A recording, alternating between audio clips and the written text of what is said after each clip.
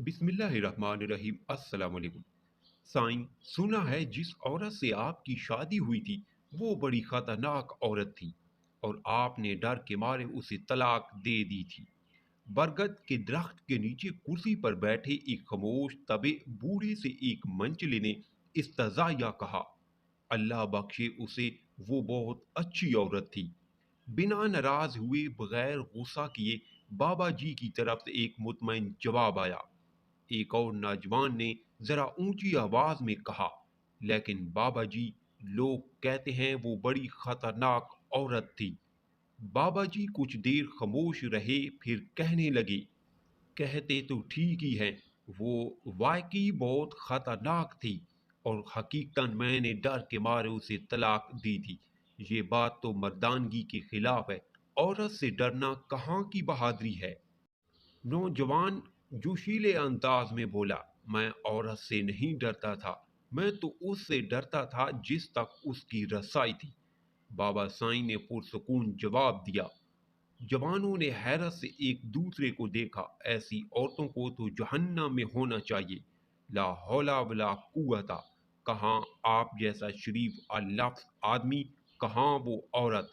अच्छा किया छोड़ दिया। नौजवान के लहजे में गुस्सा था। बूढ़े की मुतजस्सिस जिंदगी का पटारा खुलकर सामने आ गया था। तजस्सुस खत्म हुआ। अब सब बारी बारी मुंतशिर होने लगे। जाने वालों ने उन्वान पढ़ लिया था। कहानी खुद बनानी थी, जो रह गए थे वो ही थे असल कहानी जानना चाहते थे। मैं भी ऐसा ही सोचता था कि उसे जहन्नम में ही होना चाहिए था, तभी मैंने उसे जहन्नम जैसी जिंदगी दी थी। बूढ़ी आंखों में इज़्तिराब उतरा। ये तब की बात है जब मैं सरकार के यहाँ 1 रुपया माहवार पर मुलाजिम हुआ। मेरी माँ चाहती थी कि मेरी शादी हो जाए। रिश्ता ढूंढा गया। एक मूंगफली फिरोश की बेटी मेरी माँ को पसंद आई। सलीका मंद, खूबसूरत और एकदम खामोश तबे। मुझे उस रिश्ते पर एतराज था। वो एक मूंगफली बेचने वाली की बेटी थी। मजदूर की औलाद को पेट की फिक्र रहती है, तरबियत की नहीं। तरबियत बड़े घरानों में की जाती है, जहां अफलास की आंखों की रोशनी छीनने से कासिर होता है। वो क्या तरबियत देगी मेरी औलाद को। लेकिन वो लड़की मेरी माँ को ऐसी पसंद थी कि अम्मा उसके अलावा किसी का नाम नहीं सुनना चाहती थी। फिर वो ब्याह कर मेरे घर आ गई। रुखसती के वक्त उसके बाप ने मुझे कहा कि मेरी बेटी सीधी सादी है, उसे दुनियादारी का कोई खास पता नहीं। अगर कहीं कोई भूल चूक हो जाए तो माफ कर देना। यूं है बड़े दिल वाली, अपने साईं को खुश रखेगी। वो बिल्कुल वैसी ही थी जैसे मेरी माँ ने बताया था। सलीकामंद, सुघड़ और ताबेदार। बाहर दोस्तों के साथ मेरी सोहबत कुछ अच्छी नहीं थी। मुलाजमत के औकात में खाना घर से बाहर खाता, दोस्तों में बैठता, रात गए तक महफिल चलती, फिर घर जाता। वो क्या खाती, क्या पीती, किस हाल में रहती थी, मुझे कोई परवाह नहीं थी। इन्हीं दिनों मेरी माँ भी दुनिया से रुखसत हो गई थी। एक रोज मैं जुए में भारी रकम हार कर जब थका हारा घर आया तो कहने लगी, आप तो खाना बाहर खा लेते हैं, मुझे भूख लगती है। हो सके तो एक ही बार महीने का राशन दिलवा दिया कीजिए। रोज रोज बाजार से खरीदारी की सोबत नहीं उठानी पड़ेगी। क्या इस मूंगफली बेचने वाले की बेटी की इतनी औकात के मुझसे मुतालबा कर सके। मुझे तैश आया। हो ना तुम किसी बहुत बड़े बाप की बेटी कि तुम्हें पूरे महीने का राशन और खर्च चाहिए। अपनी औकात देखी है। गुस्से में आकर उस पर हाथ उठाया।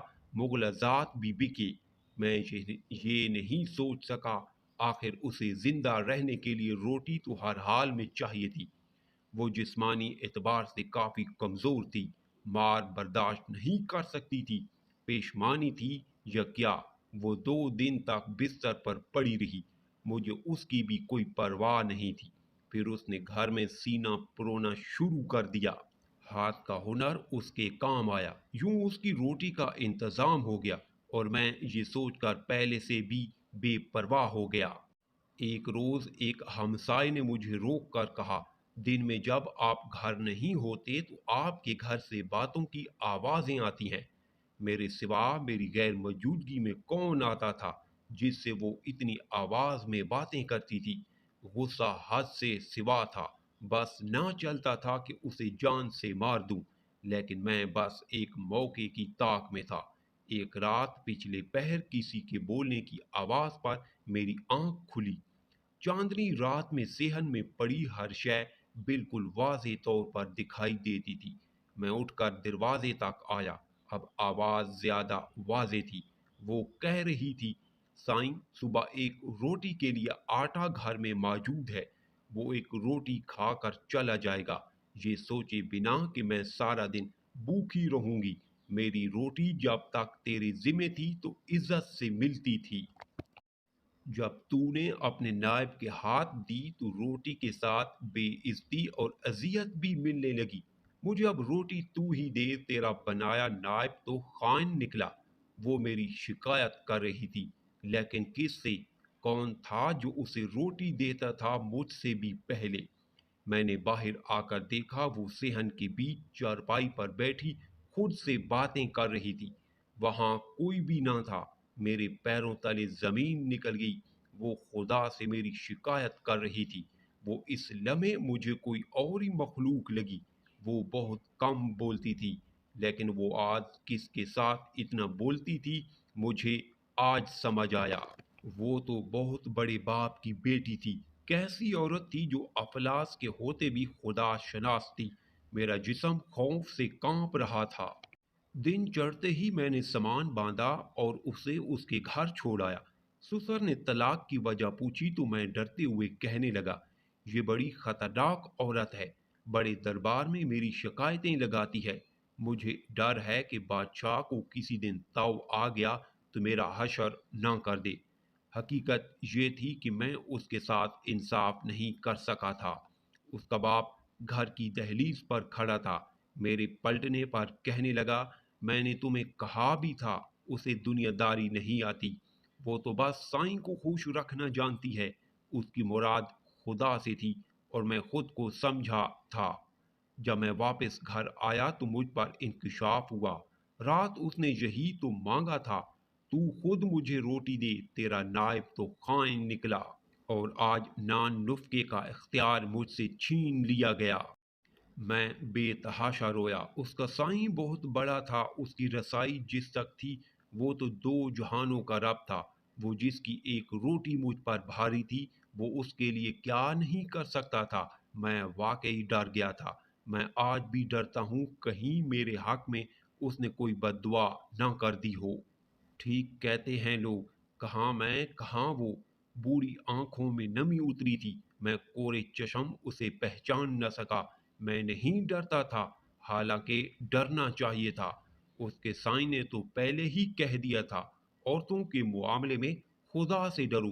حقیقتاً سٹوری پسند آئی ہے تو لائک اور کامنٹ کریں، چینل پر نیو ہے تو سبسکرائب ضرور کریں۔